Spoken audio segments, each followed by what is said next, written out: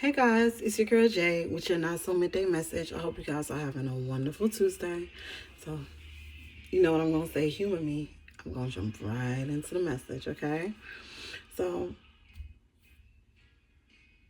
I've heard people say, especially women say, why don't people value me? Why people don't see my value? Why people don't treat me the way I'm supposed to be treated? They disrespect me.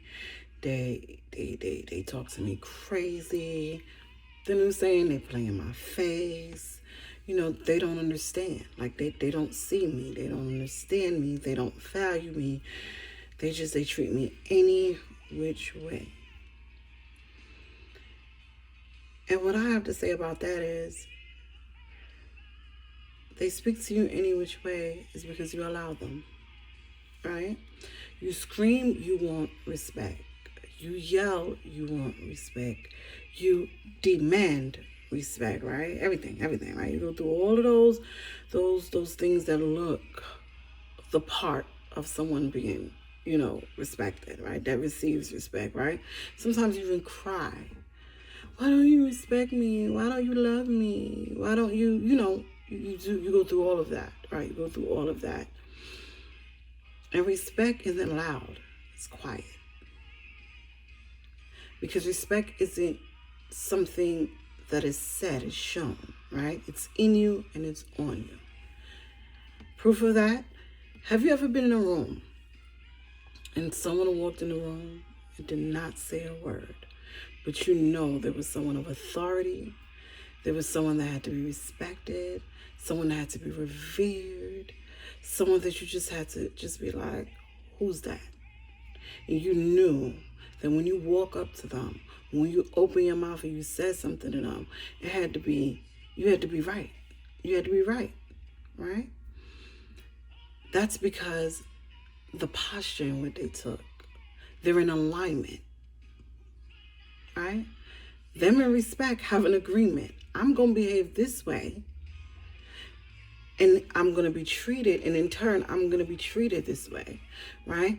People that typically have respect are not everywhere. They're not for everybody. They're not in these streets. They're not outside, right? Every time somebody calls, they're not out running. They're not being a ride or die for someone that you were supposed to let die in that situation. Not physically die, but die in that situation. They're not in rooms that they know is not going to give them anything in return but foolishness, right?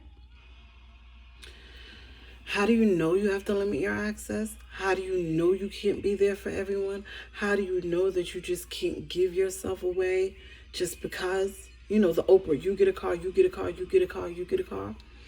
When Jesus walked this earth, he could have healed everyone that was sick. But he chose who he was to heal.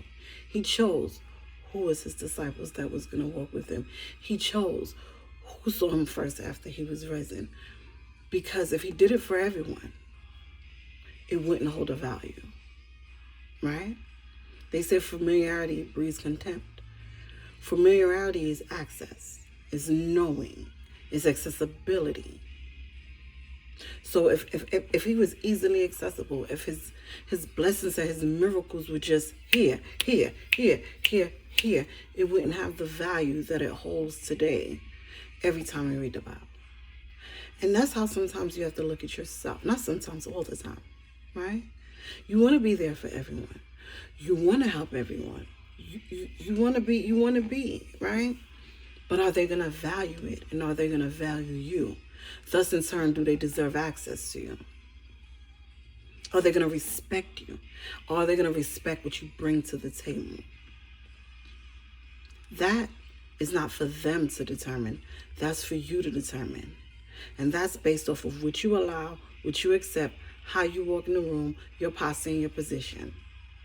There's only one person on this earth that can change my posture and my position. And that's my physical therapist. When you need to crack my back, snap my knee, stretch my elbow. But other than that, my positioning and my posture is between me and God. And there's not a human being on earth that can change that. Because when you let someone on earth change that, they also change the value of you. With that being said, it's your girl Jay with your Not So Midday message. I'll see you guys tomorrow. Peace.